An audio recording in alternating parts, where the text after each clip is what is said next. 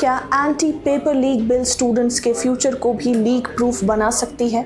एक तरफ दिल्ली के जंतर मंतर में हजारों स्टूडेंट्स अपने मुस्तकबिल के लिए सड़कों पर थे, दूसरी तरफ प्राइम मिनिस्टर नरेंद्र मोदी ने सोशल मीडिया पर अपनी हेलो फ्रेंड्स वीडियो के जरिए सीधे नौजवानों से बात की और फिर कुछ ही दिनों के अंदर एजुकेशन मिनिस्टर धर्मेंद्र प्रधान का इस्तीफा, फास्ट ट्रैक कोर्ट्स का ऐलान और अब लोकसभा में नया anti paper leak amendment bill.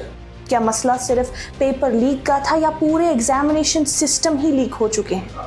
India में कॉम्पिटिटिव एग्जाम सिर्फ इम्तिहान नहीं होते, ये लाखों घरों की उम्मीद होते हैं। एक स्टूडेंट सालों तक पढ़ाई करता है, पेरेंट्स अपनी सेविंग्स कोचिंग पर खर्च करते हैं और जब पेपर एग्जाम से पहले ही बाजार में बिकने लगे तो सिर्फ एक एग्जाम लीक नहीं होता, भरोसा लीक होता है।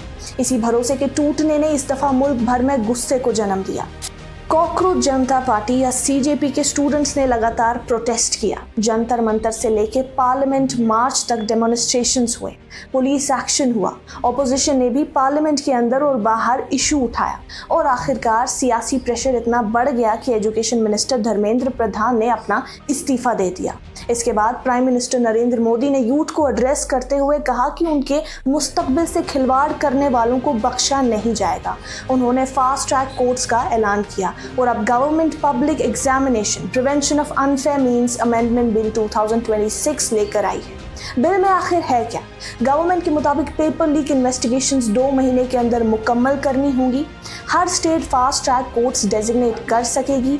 ट्रायल चार्जशीट के बाद जल्दी कंप्लीट करने की कोशिश होगी। इंडिविजुअल ऑफेंडर्स को 5 से 10 साल तक की जेल हो सकती है। फाइन 50 लाख तक बढ़ाया गया है। ऑर्गेनाइज्ड चीटिंग रैकेट्स और सर्विस प्रोवाइडर्स के लिए और भी ज़्यादा सख्त पेनल्टीज रखी गई हैं। कागज़ पर देखा जाए तो ये इंडिया के सबसे सख्त एंटी पेपर लीक फ्रेमवर्क नज़र आते हैं, लेकिन कानून बनाना और कानून चलाना दोनों अलग बातें हैं और इस बात की मिसाल हमें बिल इंट्रोड्यूस होने के अगले ही दिन मिल गई। दिल्ली के फास्ट ट्रैक कोर्ट में नीट पेपर लीक केस की पहली हियरिंग हुई, लेकिन सीबीआई की तरफ से कोई लॉयर ही कोर्ट में नज़र नहीं आया। कोर्ट को हियरिंग एडजर्न करनी पड़ी। यहाँ सवाल उठता है, अगर नए सिस्टम की पहली मिसाल ही डीले से शुरू हो तो स्टूडेंट्स का भरोसा कैसे वापस आएगा?